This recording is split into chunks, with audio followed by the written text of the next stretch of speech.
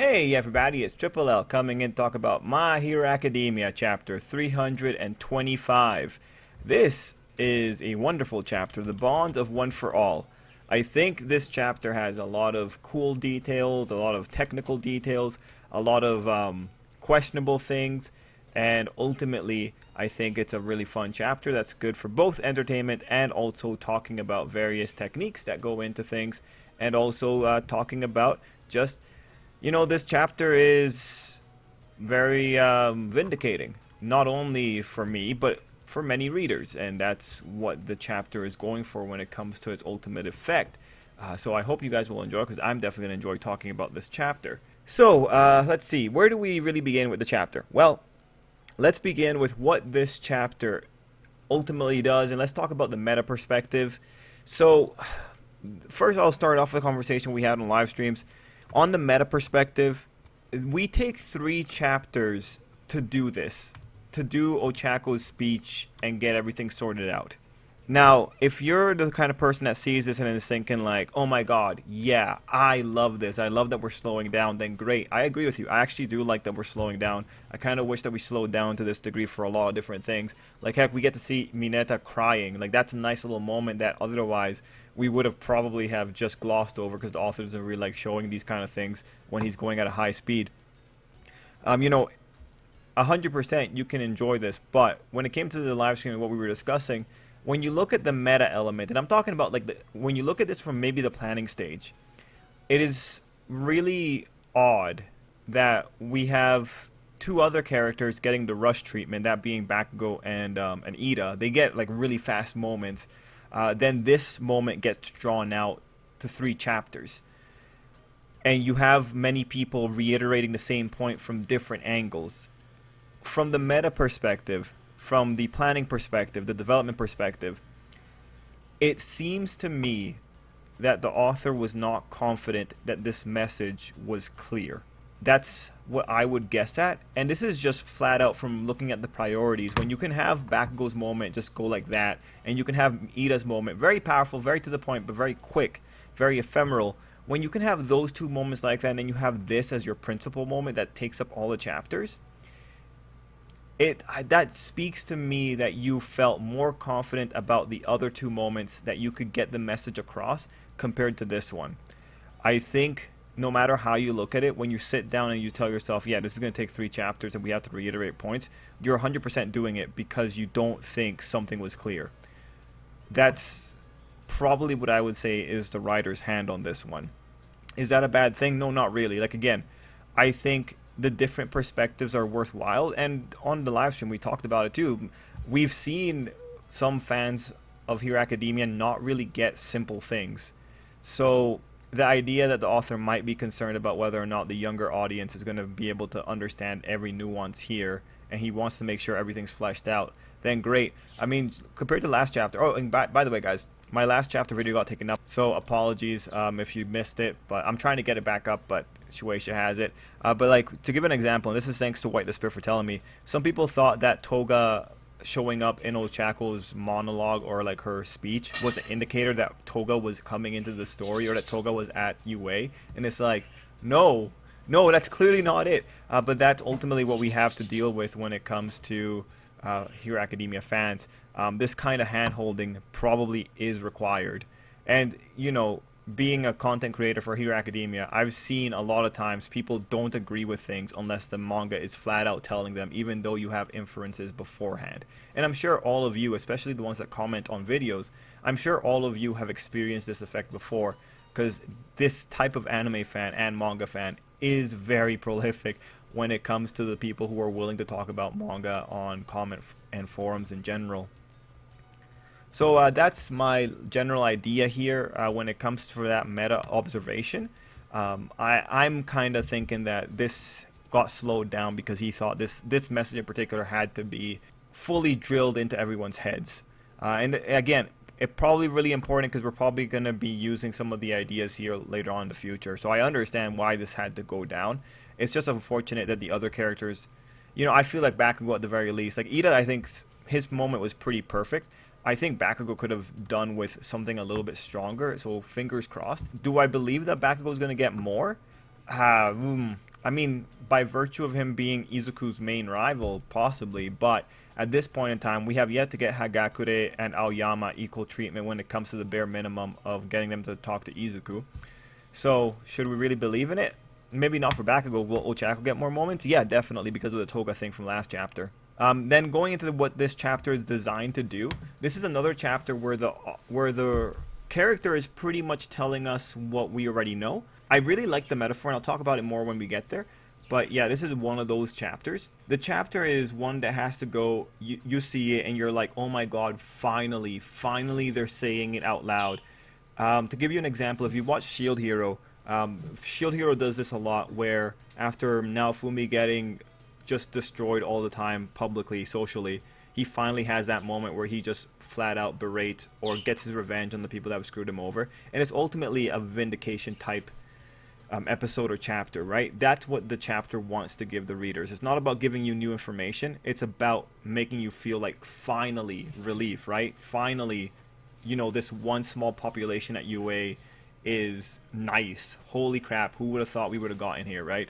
So ultimately, when it comes to that, like, I think this is stronger than Ochako's moment on the emotional basis. Ochako's moment requires a lot of things because the author, I still think Ochako's moment is like a finely tuned machine. There are many moving parts in that moment, and the author is trying to like cover as much as he can with Ochako. But this moment, I think, is a lot more emotional. And if you look at the difference, the moment that you see in the chapter with the guy from chapter 1, he's there and he gives a metaphor. He actually draws, like the author actually drew a visual metaphor. Ochako's moment didn't use that, and I ultimately think that's why this moment, it's much more simple. It comes out a little bit better. It's also worth pointing out that Ochako needed a lot of help setting up her moment, but that's because like the author tried to do too many things with her. So she ultimately comes out, again, this is the difference between emotional impact and also like Ochako's emotional impact plus all the requirements of the narrative getting folded into her. Still, when you look at all, like if you look at Ida's moment, Bakugo's moment, Ochako's moment, and I guess for this one, the civilians moment, they're all valuable in their own different ways, and they all have their pros and cons. Like of the four, Ochako's is probably the most sophisticated, again with the writing, but of the four, Ochako's I don't think is the most emotionally impactful. I think maybe the civilians or Ida's moment is the better. And then Bakugo's moment is just, I think Bakugo's moment probably hits the worst parts of the other three. Like that one, the more time we spend away from it, the more I think that could have been a little bit more built up. But, or at least a little bit more, it was so cluttered. It was just a really cluttered one. I think that one really could use a follow-up. So I hope you've enjoyed that first part of the talk there. There's going to be more like that because it's a big chapter. Now, what I want to move into is what I think is just terrible. I don't care if anyone says this isn't terrible. This is terrible. What I'm referring to is Kurogiri. So in this chapter, we find out that they shipped Nomu Kurogiri included to Central Hospital in secret and began restorative research. If they're saying that, and they're saying that this happens thanks to the breakthrough that President Mike and Aizawa had with Kurogiri, it says that Kurogiri was never at the jail when All for One was attacking, which answers where was Kurogiri the entire time. Now, from my perspective, when you look at chapter 297 and you see this page with all these people here, Kurogiri included, I think this is incredibly cheap. I am not a fan of this type of storytelling. I think this is incredibly unfair to the fans in general. It's a giant misdirect, not only in terms of what we're seeing, but also in terms of the way that this was presented narratively. Like, the narrative biases you into thinking, oh, we're in Tartarus because we're looking at all these different people who are clearly in Tartarus. You even have precedent for people being tied up. You have Muscular there being tied up. Kurogiri's probably tied up because he's a little bit too dangerous.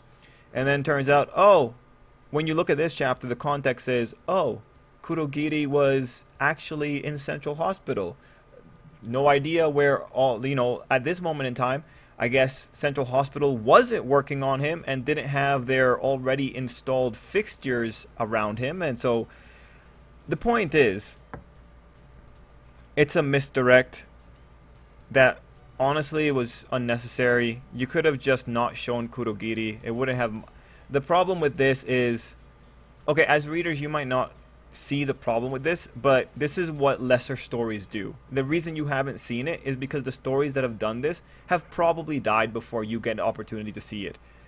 The problem with this is, as a reader, if this happens too much, where there's just baseless misdirects like this, it'll lead to a case where you're going to be like, why should I trust anything that I see? Like, if I went into this chapter and I said, like, oh yeah, you know, these people are all here, but you know what? Kurogiri's not at, he's not in Tartarus. It's just, I don't think he's in Tartarus. When you open up that door for that kind of crazy kind of assumption to be correct, it really opens the door to question a lot of the other things that you see in the manga in general. And mind you, in Hero Academia, this is a bigger problem because the author has already kind of invoked this kind of cheapness before. For instance, when we're looking at the cliffhangers and the explosions, you guys know me. I don't care. When I see an explosion, it's like, oh, yeah, those guys are probably okay. And the author doesn't care either because he doesn't even bother showing us how people escape explosions anymore. He just assumes that we assume that they're going to escape. Or he assumes that we know these people's capabilities enough to think that they're going to escape a giant mansion-wiping explosion. So ultimately, with Hero Academia, this is cheap because it allows me to now say I believe nothing that I see on the manga panels anymore because Kurogiri has vindicated me and those previous bits of explosion have vindicated me. And again, the reason that you might not have an issue with this and you might think that this is cool is probably because, like, you know, the author hasn't burned any goodwill with you as a reader, so that's pretty okay. But this is just bad precedent. This is like also similar to the whole Shigaraki thing. The whole Shigaraki when he was being revived thing, where, you know, they set up that there has to be some electricity to wake up Nomus. Shigaraki was never dead. He was in a near-death state or a state that looked like he was dead.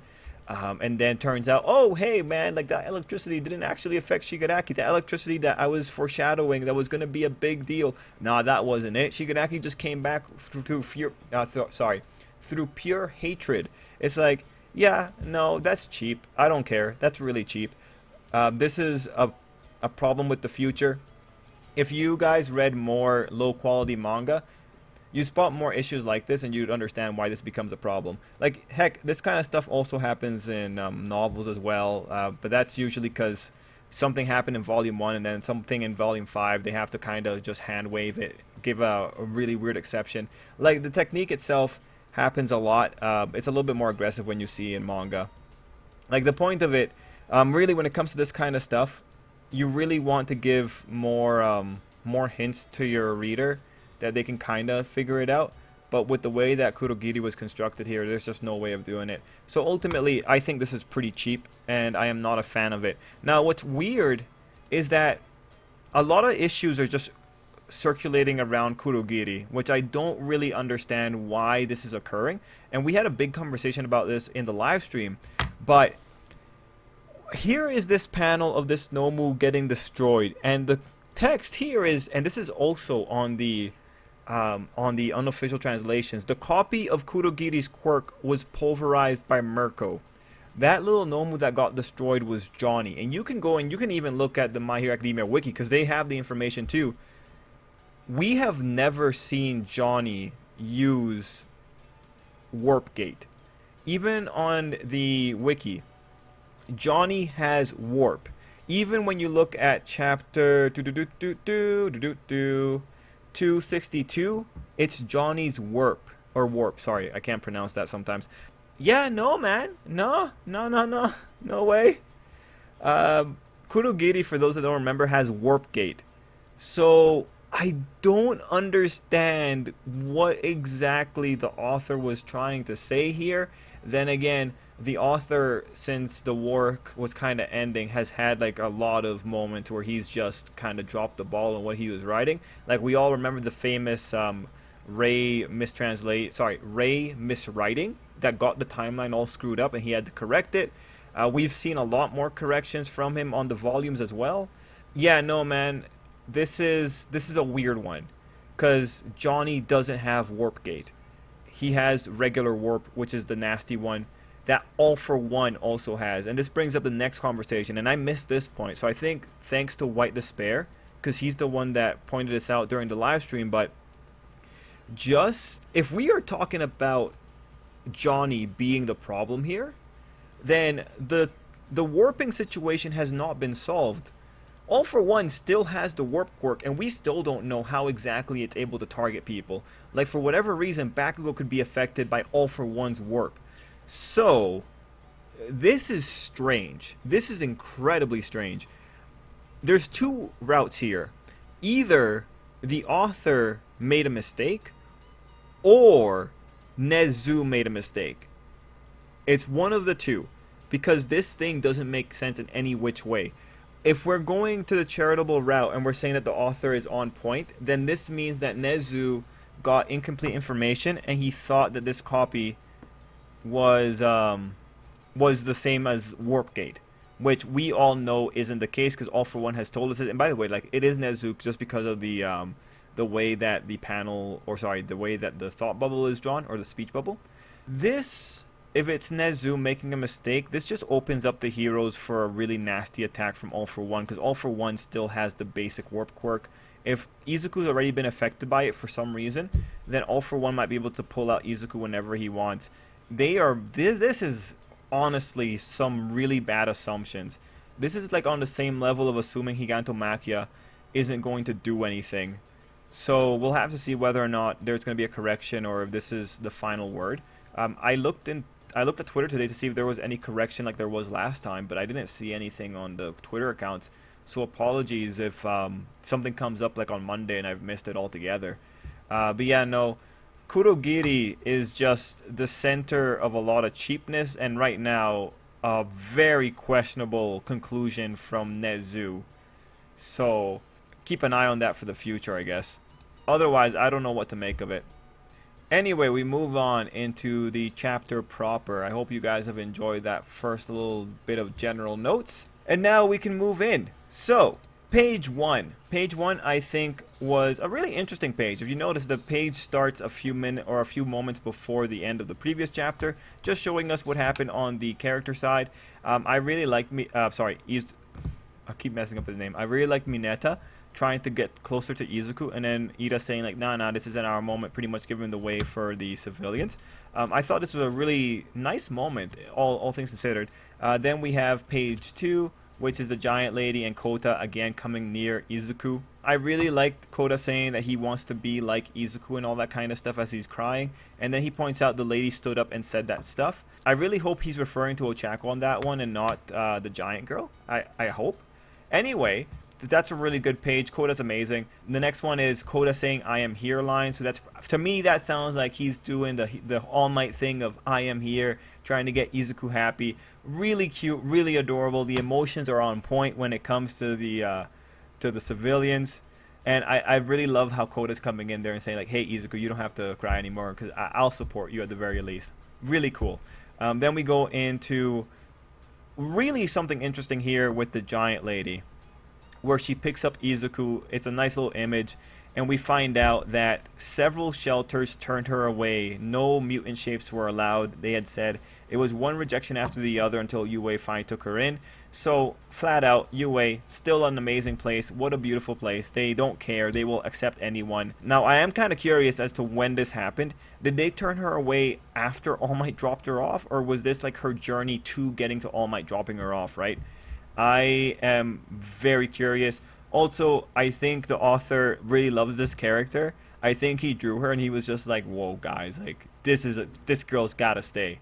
It is hilarious to me that this girl has hugged. She knew Izuku for so little, and she's already hugging him up under not dangerous circumstances.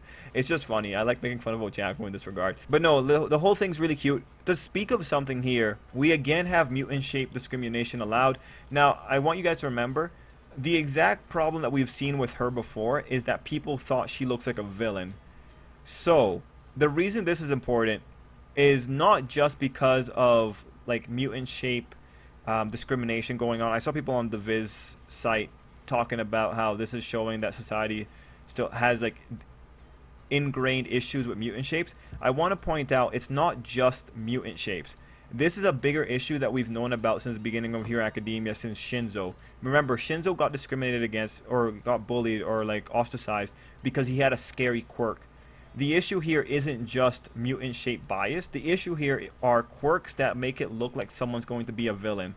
The reason I want to bring this up, and I always bring this up when it's relevant, but the fact that people are biased against others based on the quality of their quirk and what that quirk could predispose them to do, that quality is something that also happens in the fandom. Whenever anyone says that Toru is the traitor because of her quirk, they are engaging in the same kind of thought that leads into people like this lady not being accepted by society, because you're ultimately judging someone's trajectory by their quirk. The same thing that happened to Shinzo, that happened to this girl, is happening to Toru in the real world when we're making this kind of game. Shoji as well, you know, we've known about this for a long time. Shoji hides his face because he's afraid of scaring kids. No way around it. This is still a big problem, but this is a problem that's reflective in both the world of fiction and in our world. And this is why it's really risky to allow Toru to be the traitor, just because like it's just an issue of, me personally, it's an issue of concern, just because in universe, given everything here, if you don't have plot protecting her, if Toru is the traitor, a lot of people in universe are going to be vindicated and are going to think, again, it's correct for us to discriminate based on quirk potential, because if we had done that, then we wouldn't have been screwed over by a traitor so in the past. We have to be extremely careful of this, and that's the bias that ultimately this woman is still dealing with. At the end of the day, it's not just mutant shape. It goes all the way back to whether or not your quirk makes it look like you're going to be a villain. And honestly, the thing is with her, like, I don't get it. She looks really adorable. She looks as adorable as some kind of weird looking fox. So I'm not really sure what the issue here was. This is pretty ugly. This is some really ugly shenanigans. But let's hope for Toru's sake that she isn't the traitor, because this is just, in universe, there's no way this is going to just be something that the plot can fix. We then move into page 4. I saw a lot of people talking about this girl's butt. I'm not going to make any comments. Like, come on. Come on. They're characters. We move on, though, and we have the guy from the first chapter being the one to start laying into people. And this is occurring on page 4. So one thing I want to say for that guy, I like that he handed an umbrella to his fellow man. That was really cool. And I like that he just flat out brought the information. But if you look at what he says closely, he then confirms with Nezu. So pretty much what he's saying here, he's pretty much just regurgitating what Nezu had already told them. And this leads me to the next point that, and I know this was Miguel that pointed out. And Miguel, if you're watching, hey Miguel, we're going to talk more about this topic right now, so I hope you enjoy it, Miguel.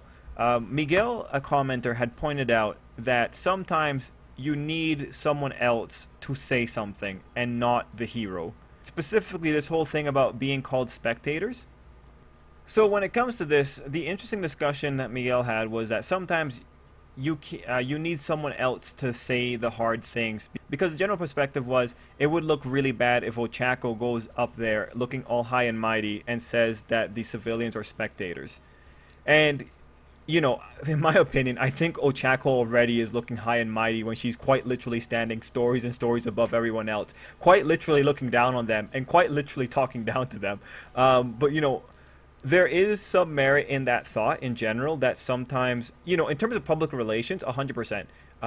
Depending on who's telling you something, like that might make it a lot easier. Like if someone that's on your level is telling you something, that makes it look a lot easier. But what I want to point out is that this is all working out now because the author needs it to work out. And because in this case, he's built a good situation where it can work out.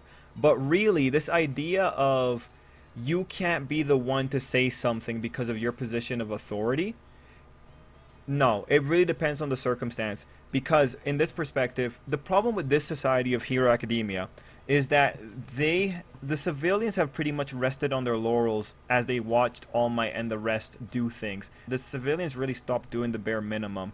Waiting around for someone to go out and talk about what you're doing waiting around for someone to be kind enough to do that, living based off of someone else's sympathy or mercy, that doesn't work. In a situation where things are significantly worse, you can't just wait around for people for one person to figure out the words that needs to be said to everyone else in their group. Psychologically, it's always good to have someone that's like a target group talk to the target group. I mean, this is a really basic tactic when it comes to marketing. They want the everyday person to be the one to shill out to the target group. But it all depends on the emergency status. Like in the Hero Academia universe, I see no real issue with any of the heroes calling out the civilians as spectators. And the reason for that also has to do with the fact that the civilians are really bad at learning lessons. Because again, the other example is the Can't You See Kid. Can't You See Kid was another person that berated people right to their faces. But we saw where that ultimately led. You know, people got a little bit nicer, but then when the next big catastrophe showed up, the majority of people just kind of went back to their old habits.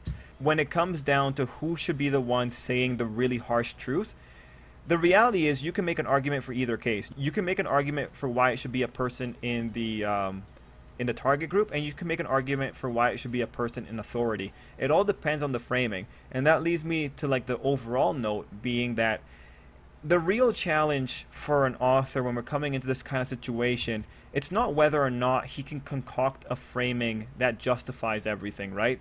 It's whether or not he can convince the reader that the framing that he created is valid. If you as a reader see this and you see the framing that he created, that being that there is a justifiable reason why we have to have 3 chapters and why it has to be a civilian that talks to the other civilians, if you see the sense in that, then the author has essentially won.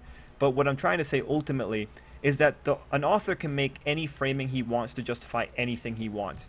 If the author wanted to make it a case where it would ultimately be the heroes saying the really hard truths to the civilians, telling them that they are spectators, he can make it work. And so ultimately, in this case, I found that conversation really interesting with Miguel, that it should have only have been a civilian that was harsh to the other civilians. But, you know, I think the authors could have made it work for the heroes if he really had to. He's really good at constructing framing devices, so he could have done it. Regardless, when we're talking about this guy, I ultimately loved everything that he did here. I especially liked the whole metaphor of the heroes being performers on a stage and he was a spectator. Because we were talking about this in one of the previous chapters when Ochako jumped over the crowd, how the civilians pretty much saw the villains and the heroes as their own separate group, and they were kind of watching from the side. Like, this is a really elegant metaphor. I wish I thought of it. I really like that he points out that they forgot about the heart and soul that made the man. And again, you know, when you see this guy talking about this one more time, it just reminds you of Can't You See Kid. Can't You See Kid had told people from the very beginning, hey, like, that guy is still out there fighting for us, risking his life for us. Can't You See Kid saw the guy that was going out there and doing their best. Page 5 is still full of really smart things as well. We have this one lady pointing out, after one guy asked why not go to Shiketsu, like, well, if you go over there, you're going to get the exact same problem. They're going to react the same way. So really super spectacular nuance going into this. And this line by the lady is another one that just tells you, yeah, you know, nothing really has been solved. The only people who are listening right now are these people who happen to be here. The rest of society is still not the greatest. So I really enjoy that little bit of nuance. Anyway, page 6 is even more nuance. You have the stage is gone now. The theater's been knocked down. With failure after failure, heroes can't be hoping for glory and riches at this point. I really like that he says the ones who are still left, still fighting, what do you think they're fighting for? That's really good, pretty much, right? Because this is calling back to the idea that heroes are being put to a sift. So again, you know, we know that the heroes left are the ones who really care. But right now, it's again very vindicating to see someone actually speak up for them. And ultimately, this guy is advocating for what we've always been advocating, for the civilians to do every little bit that they can. Again, civilians don't need to get injured. They don't need to get put in danger. But in this chapter, you see it. They give the heroes some umbrellas. That's all we really need. Just little acts of kindness every now and again. That's all. That's what we needed from the very beginning. We then go on to the guy with the All Might shirt, the guy that wants to believe in heroes, the guy that wraps himself in the symbol of the ultimate hero. And he goes on, he addresses the issue about Izuku having multiple quirks. Or sorry, he addresses the issue about the rumors. So ultimately, I liked how that was brought up. I like that there's still internet that this guy can use, and I ultimately like that this guy asked Izuku whether or not they'll be able to go back to their old lives. And the response page for Izuku looks really, really good. I like the image of some of the kids crying in the background, Izuku pointing out that everyone's with him, and they'll be able to bring it back. Honestly, really good culmination to all that. That's pretty much one of the big climaxes. We go to page 9, and we have pretty much the transition to getting Endeavor and Hawks into UA. It was pretty cool that Shoto stayed out there with his father. Anyway, this page is a transition page, and there's not really much else here that's worth dissecting. I guess the big question is, like, did Endeavor and them see All Might from a distance? I don't think they did. Anyway, we have page 10, which I think is a really worthwhile page here, where you see everyone kind of looking at the scene, and then you have Endeavor giving the very good stuff of saying, in the end, all we did was cause more pain for Izuku. No real progress, just a roundabout way of getting to this point. And here Hawks disagrees. Now I'm going to break this one down, because the thing that allows Hawks to disagree is that Endeavor went too aggressive on that they only caused pain for Izuku. It's a little bit more complicated than that. First off, Endeavor's 100% right that he caused a lot more pain for Izuku. Like, let's not forget, and you guys know me, you've seen my criticisms. I've criticized these guys from the very get-go. These people were adults, and they let Izuku get into a state of disrepair. Their ultimate weapon, they let their ultimate weapon almost self-destruct. These people, as adults, failed. Again, the nuance here, however, is they're in a really weird situation. Like, the nuance here is, yes, they're adults, but also remember, they're in an unprecedented situation where they have quite literally the Demon King on their backs, and they're trying to figure out what to do, right? That's the nuance here. But you can't forget, these people forgot to treat Izuku like a child. They let him down. That's why All Might ultimately might be walking away at the end here. All Might be regressing into old habits at this point, but we'll talk about that later. Now here, when it comes to Endeavor, it's important to point out, no, there was a point where this was still going well. When Izuku was still working with All Might, things were still going well. You were able to stop Nagant, you got information, you were able to stop another assassin, you guys were working well together. If they had kept going at that trajectory, things probably would have been a little bit better. But the moment Nagant dies, no one takes care of Izuku properly, like the child he is, and we get into this point. So that's the tricky thing here with Endeavor. They 100% screwed the pooch on this one, but it's not all bad. It wasn't all bad. And then when you go into Hawks' thing here about no progress, at this point I'm going to remind everyone that Hawks has said he's optimistic to a fault. There is a fault here. Yes, they cause more pain for Izuku. You can't be in a situation where you're thinking like, yo, all that pain was worthwhile because we got here. Like, no, that pain that Izuku went through was not worthwhile. Do not excuse any of that. No, that's a horrible rhetoric. But otherwise, Endeavor's being too cynical here, and Hawks is correct in disagreeing because there was some progress. But this is more like a happy little accident kind of thing. Ideally, they learn from their lessons and don't repeat the same thing with Izuku and let him get into disrepair. Now, on page 11, we walk into something interesting, that being the rhetoric that Hawks is forcing here, and this is 100% a force from the author. He's trying to make One for All seem like this big thing again. I'm not a fan. Because he says, One for All is a network of power that links people's hearts. It's tied All Might to Midoriya. Then Class A kept Midoriya in the game, and Urarity linked these people to Midoriya. He's taking one thing and he's comparing it to One for All. Really, of the metaphor, I really only think it applies to Izuku and All Might. Because the rest of everything, like Izuku being connected to Ida, and then connected to Ochaku, and then connected to people, that's society. That's just flat out how society should work. That's people helping people. Like, One for All, I really don't think should have been made a metaphor for this.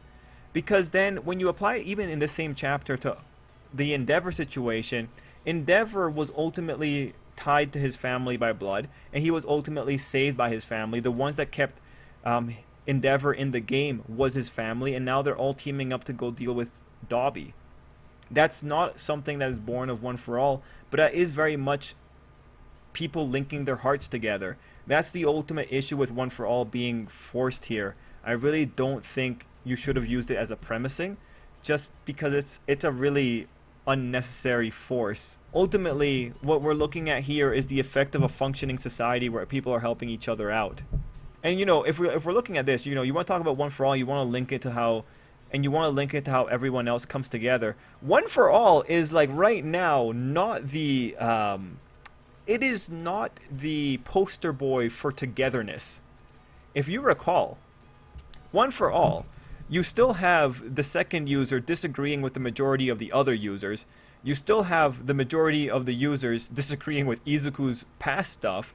You then had, remember, when Yoichi had to convince the second user into coming into this, Yoichi has some really weird hang-ups with his brother, and the second user was pretty much strong-armed into agreeing because there's no other choice but to agree with him.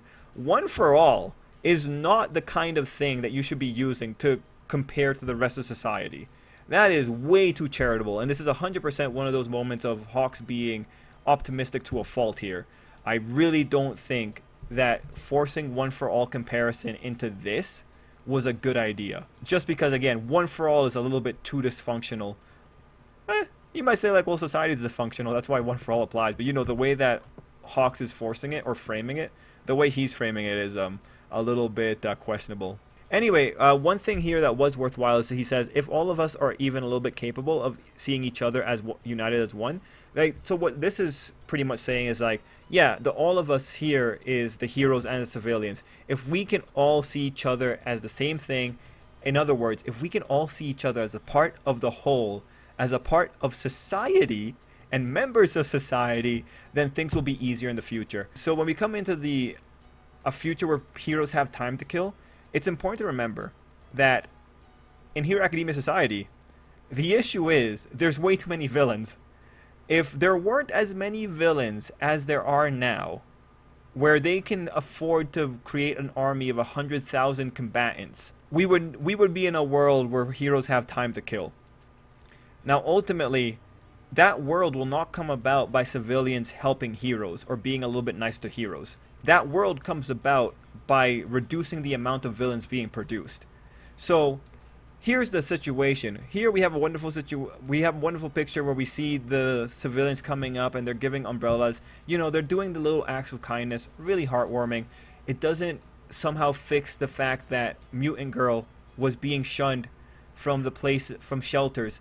That's not fixed. It doesn't fix the fact that a ton of kids just lost their families when the villains attacked. It doesn't fix the fact that society doesn't know how to deal with mental deviancy like Toga's. Again, the one-step rhetoric really helps here, that this is the one step.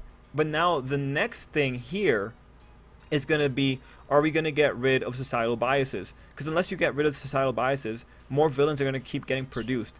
Now we have to really start looking at, we need someone to incorporate the villains into this image of society, because otherwise we're going to be in a really tough spot. And I'm looking at some really depressing stuff in this image.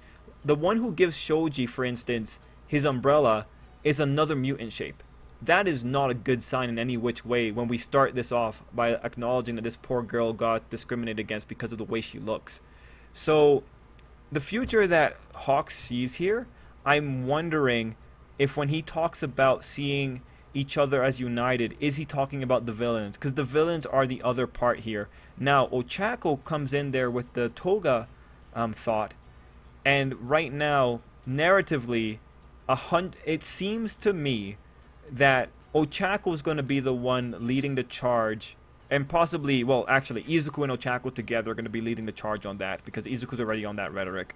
So ultimately, when you have Hawks' thing here, when he's talking about he sees a future where heroes have time to kill, if he's not considering the villains, then the future that he's seeing, he's not looking at the future, he's looking at a daydream. Because again, as far as I'm concerned, I have not seen any professional hero being turned to a villain because civilians were mean to him. I have yet to see that species of villain, which is what makes this whole thing a little bit more concerning. Mind you, one thing to point out, like, this chapter is kind of a transition chapter, and I think it's setting up things for the future. So really, when you look at it, the author might just be giving out platitudes, and they might be a little bit sweeping just because he kind of has to rush through the chapter itself.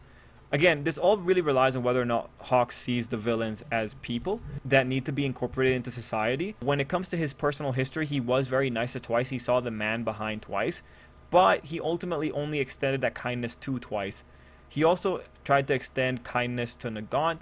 So really, Hawks is one of those people that we probably should get more internal monologue for, just to know whether or not he's incorporating villains into the overall picture of society.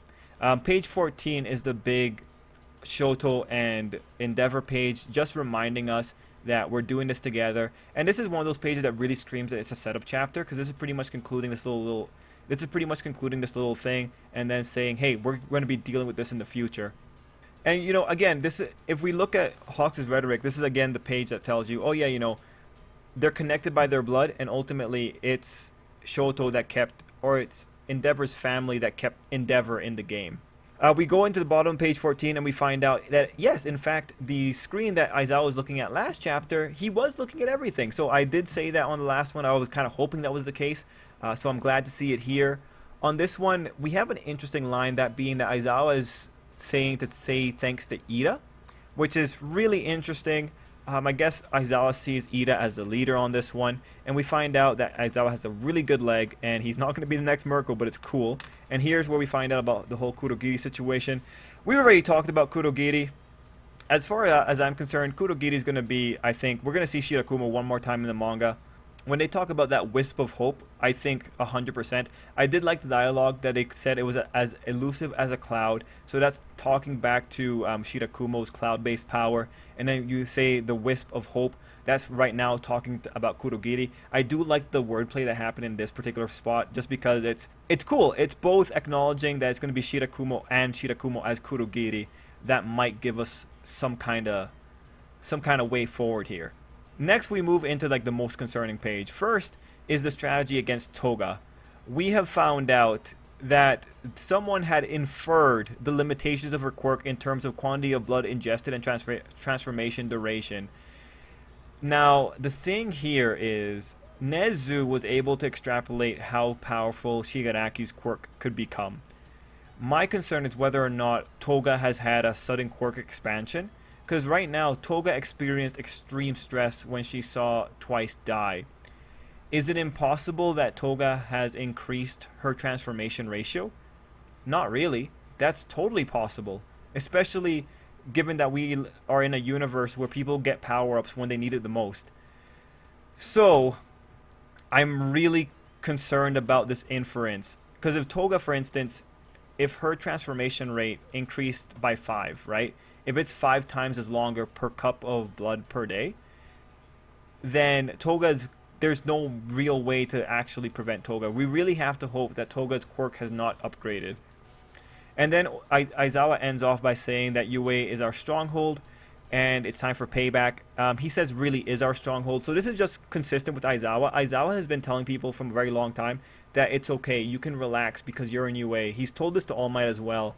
You can take it easy because you're in Yue. Aizawa is the one that has set up that Yue is going to be attacked. And heck, I can even point you to like old chapters I did of me saying that, yeah, this is a line that's saying that Yue is going to be attacked. Yeah, ultimately, when I'm looking at a situation, attack on Yue is 100% happening. And when it does, I think the hero is going to come out with the bigger victory on this one. Now, here we end the chapter with All Might walking away from Yue. In this case, I think All Might legitimately feels bad about what has happened. I think All Might legitimately feels ashamed that he couldn't stop Izuku. I think All Might is 100% going down the same problems he had with Night Eye. When All Might can't face someone, he walks away from them. That's who All Might is.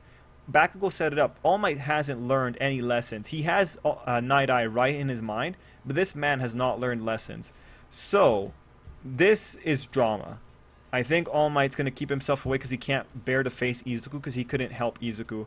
He had to let kids get involved to help Izuku because he couldn't do it. Yeah, I feel like this is going to be drama. Now, mind you, it's a cliffhanger. You could, hope, but one thing that the official chapter release doesn't show is that the editorial note was like the rain is still falling, which is just like saying it's still a sad time here. Now, what I would hope for is that next chapter someone comes out and is like, All Might, no, don't go. And then All Might goes into his whole episode about how he failed Izuku.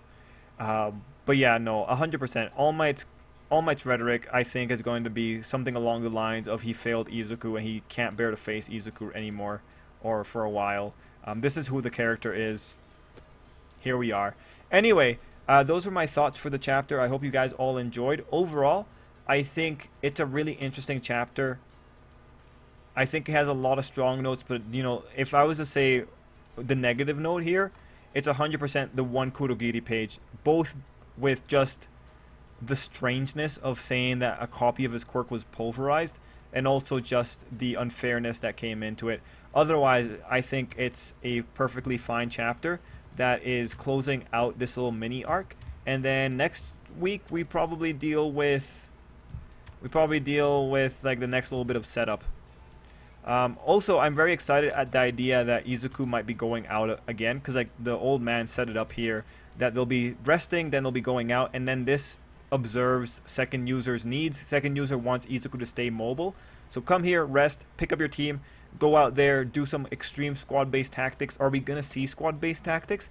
Maybe like the author will show it off for like a chapter or two, but I don't think he's gonna stay on it for too long, because I don't think he wants to stay on boring stuff like that for too long. I know, boring, but we'll have to see. Everyone, let me know what you thought down below, and until next time, I hope you have an absolutely great day.